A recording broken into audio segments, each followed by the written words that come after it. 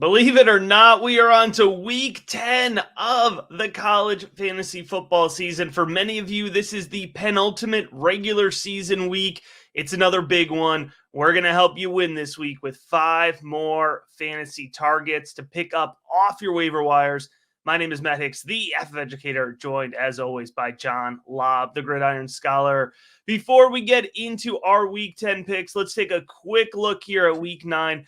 And John, I'm just going to say it. We have no business being this hot this far into the season.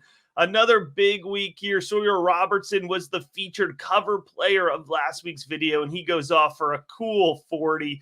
We also had Blake Bozma. So the tight end train continues.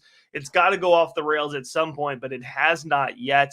And then if you were subscribed over to patreon.com/rookiebigboard, you're seeing our weekly CFF sleeper article. You would have had a lot of guys to pick through here that John identified. Running back Justice Ellison, 19.5 fantasy points. Jacoby Criswell, 26.4 fantasy points. Cole Snyder, 28.1. In a long shot pick, I would challenge you to give us another analyst who dropped Sam Scott's name last week, 17.5 fantasy points. So another big week here. And I'm just going to point out, John, we appreciate all the viewers coming back.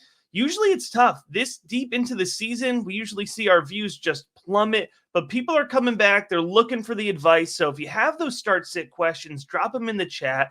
We want to talk about it. We want to help you get that fantasy football championship. And so let's start this week, as always, John, with your quarterback pick of the week. It's time that we start giving shout-outs to BYU and this football team. Matt, they're 8-0, and I've watched them the last 2 weeks. I've had to. They're top of the Big 12. They're clearly in a position to win the conference and quite possibly, if they don't win the conference, get a at-large bid. This team's better than it's given credit for. Now, those 3 top teams in the Big 12, Iowa State, BYU, and Kansas State are good. But BYU deserves some credit here, and it's a lot because of Jake Retzlaff. I wasn't sure what to make of him, Matt.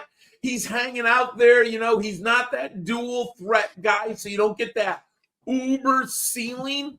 But there is there comes a tipping point in the college football season where you got to give the props to the young man. He is CFF quarterback 16 for the season. He's not going to go out and get you that 45-point upside. I understand that. But look at these last 4 games. 31, 34, 23, 31. Earlier in the season, he had a 35 and a 33-point game. Never been in the single digits, which is good.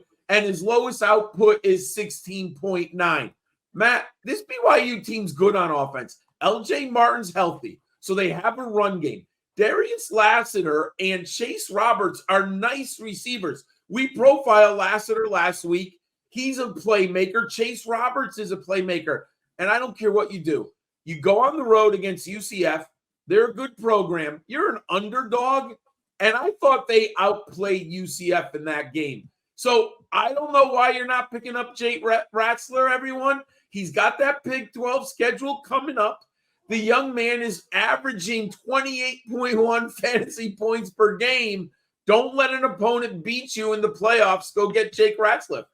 Absolutely. Great call there. Something I never thought I'd say, John. Let's go back to Eastern Michigan for some fantasy production. I want to talk about the wide receiver, Orin Singleton, rostered in just 8% of leagues. And what am I looking for? You know, week over week, I'm looking for targets. He caught 10 of 13 last week against Akron, but he's got 26 targets over the last 3 weeks. I like Singleton in particular. He's a high floor play. He's not as much of a touchdown output guy, but we're in tough times, man. The buys are racking up. You know, even your players that aren't on buys, a lot of teams are deep into their tough conference schedule. And when things get tough for the conference schedule, what do? We go to the MAC because things are not that tough defensively, right? Next up for Eastern Michigan is Toledo. And although Toledo's a good team, they're not a defensively sound team. So there's big opportunity there for fantasy points. And we're always looking at that playoff run. Ohio, Buffalo, and they finished the season with that rivalry game against Western Michigan. There's points on the table this week for Orin Singleton, and he's the type of guy you want to stash on your bench here as you get into that fantasy playoff push. You never know when you're going to need to slide him into the flex spot. Let's go. Let's get Orin Singleton on the board this week. I love that call. And let's go to another team, Matt, that deserves a shout out. And this is a good stat that I read online. I did not realize that. Coach Curt Cignetti is the first coach ever to go 8-0 at two different programs. Last year, James Madison, he went to 10-0, and now he's got Indiana at 8-0. Now, I like Curtis Rourke. I liked Elijah Surratt. I've been playing them. Unfortunately, Rourke is out. There were people like myself who did not believe in Rourke and maybe were a little bit worried about Washington coming to town because they had a change over at quarterback. But, Matt, you know what? They looked really good against Washington Huskies. Now, I was desperate, so I had to pick up Justice Ellison last week, and we mentioned him. I wrote about him in our sleeper column. Now, we also got a little bit lucky. He got his career best in carries because there was some changeover. They've been running 3 running backs, but this last week, they basically just gave the backfield to Ellison. Matt, 29 carries, 123 yards, and a touchdown. It was the most carries he's had since 2022 when he was at Wake Forest. Indiana's a real team. They're really, really good, I should say. There's no way a running back on an undefeated team at this point in the season, Matt. I know I've been looking at some of those week 10 buys. I need people in the flex position. Justice Ellison should be in your roster. All right, let's go to Oklahoma. And when I say things are getting tough, I check your waiver wire for tight ends, man. It's looking rough. But I see a little bit of hope here with Bauer Sharp, the tight end out of Oklahoma. And we're projecting a little bit with this pick. I'm going to be totally direct here. But he's available in 83% of leagues. And if you look at last week, he caught 8 of 10 targets for 53 yards and a touchdown against Ole Miss. Hear me out here. Jackson Arnold, he's back at the helm. He got his starting job back. And the first full week that he's at the helm of the offense, Bauer Sharp is his go-to guy. He's given him 10 targets. He had more receptions than Deion Burke this week. Very talented wide receiver. With 2 weeks, Jackson Arnold, he's caught 11 out of 16 targets. If I'm a young quarterback and I just got my job back, I'm throwing the ball to the guy who's going to help me keep that job. And right now, Bauer Sharp is that guy. Here's the even better part of this play. He's going against Maine, all right? And listen, the Black Bears are a relatively good FCS team. But to pull an FCS team, in late October, that's a really juicy spot that I can't ignore. The following week, he gets Mizzou, which relative to SEC standards is not a super tough draw. So I think you could get 2 legitimate weeks out of Bauer Sharp. He's going to be pretty much going free on your leagues, and he's available in 83% of them. Matt, I've been using your tight end picks because I've been playing roulette, and I had a lot of RJ Maryland, and he got hurt for the year. So I've been using him. We've been hot at the tight end. I love that call. Here's where we merge into the Devy Dynasty draft season of college football. I've been watching a lot of Amarian Hampton. And Matt, he's going to get drafted higher than people think. I'm just telling you now, the NFL is going to love him. He's going to be graded as a top 3 back. And I don't think people are talking about him that much. But the reason I mention this is because I've been watching North Carolina. And last week I mentioned quarterback Jacoby Criswell. Now, I love the matchup against Virginia. And we talked about him earlier, so I wrote about him in the column. But when I'm watching North Carolina, I keep my eyes open.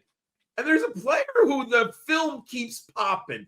Now, he's a graduate student. I don't think he's an NFL prospect, very late bloomer. He does have size, 6'2", 210 pounds. But I just don't think he separates enough, and I don't think he's a good enough route runner at the NFL level. But for college fantasy football, Matt, J.J. Jones is playing really good football for the University of North Carolina. You've got to be, I have a team with three players I need because of week 10 buys. I need 1 wide receiver, 2 flex players. I put in bids for J.J. Jones. Let's look at his last 5 games. 29, 16, 5. Okay, he had a dud there. 20 and 14 DraftKings points. Last week against Virginia, 5 receptions, 129 yards, and 2 touchdowns. He scored a touchdown in 3 of the last 4 games. If you're watching North Carolina, the way this offense is finally working, that offensive line is playing better than I thought. Hampton's running the ball extraordinarily well. What is that doing? That's opening up the deep passes. And Jacoby Criswell targets J.J. Jones deep down the field. Now, there's risk there because he's not getting peppered with a ton of volume. He's only got 10 targets in 1 game, but he's getting that 5 to 8 every game, and his ADOT's high. If you need someone this week, I like J.J. Jones. He's a very interesting player that no one's talking about. What do we have him? 8% roster right now, everyone. Yeah, that's a great pick, John, along with our 4 other great picks. Again, if you need help with your start sit, any questions that are going to help you get that Week 10 fantasy football W, drop them in the comments. Make sure to give the video a like. We appreciate your support all season long. And if you want to show that support, as well as get access to our Dynasty Devy 2025 rookie class rankings, because like John alluded to, we already have those scouting reports going in for the 2025 class. You can get ahead of your league mates in that sense as well. All of that's available for just $5 a month over at patreon.com/rookiebigboard. And we appreciate you checking out this episode.